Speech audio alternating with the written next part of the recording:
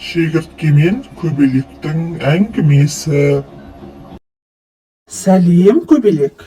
Менің атым Шегіртке. Сенмен танысқаныма қуаныштымын. Мен шала түрленіп дамитын жәндікпін. Сәлем, Шегіртке, сенімен танысқаныма мен де қуаныштымын. Мен көбелекпін. Мен толық түрленіп дамитын жәндікпін. Солай ма? Толық түрленіп даму. Ол қалай сонда?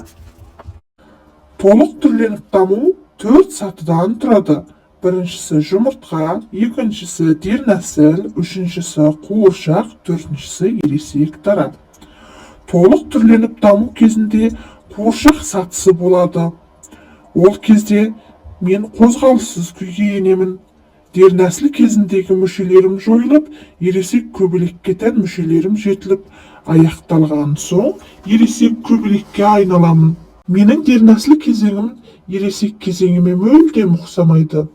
Мен дернәсіл кезімде жапырақпен тамақтансам, ал ересек кезімде гүлдің шырынымен тамақтанамын.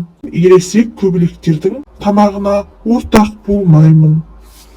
Ал енді өзің шала түрленіп дамимын дедің ғой. Сол туралы айтшы. Әлбетте айтайын, көбелек досым. Мен түрленіп дамудың 3 сатысынан тұрамын. Ол бірінші жұмыртқа, екінші дернәсіл, үшінші ересек дара. Менің дернәсіл кезеңім ересек дараға ұқсас болады. Сен сияқты тыныштық күйге көшетін қуыршақ кезеңі менде болмайды. Түсінікті, Шегіртке досым. Ал сен сияқты шала түрленіп дамитын достарың бар ма? Әрине бар, досым. Мысалы, тарақан, инелік, қандала дәл мен сияқты шала түрленіп дамиды. Ал енді сен айтшы, көбелек досым, сен сияқты толық түрленіп дамитын достарың бар ма? Әрине бар, Шегіртке досым. Мен сияқты ара, қоңыз, құмырсқа деген достарым толық түрленіп дамиды. Көбелек досым, осы біз сияқты түрленіп дамымайтын басқа жәндіктер, жануарлар бар ма екен? Әрине бар, досым. Біз сияқты түрленбей дамитын жануарларды тура дамитын жануарлар деп айтамыз. Олар көбінесе омыртқалылар болып келеді. Мысалы, сүтқоректілер, жорғалаушылар, құстар, балықтар тура дамиды. Олардың ұрпағы ересегіне ұқсайды және кішкентай болады.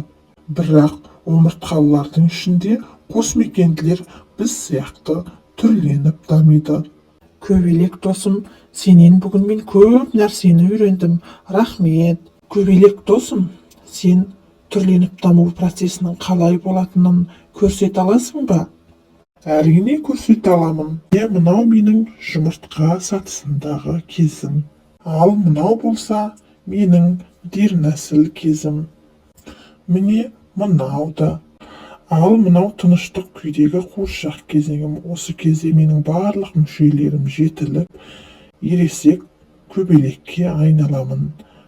Көріп тұрғаныңдай, қуыршақтан ересек көбелек пайда болып жатыр. Бұл жерде тағы да қуыршақтан ересек көбелектің пайда болуы. Толық түрленіп дамитын барлық жәндіктер осылай дамиды.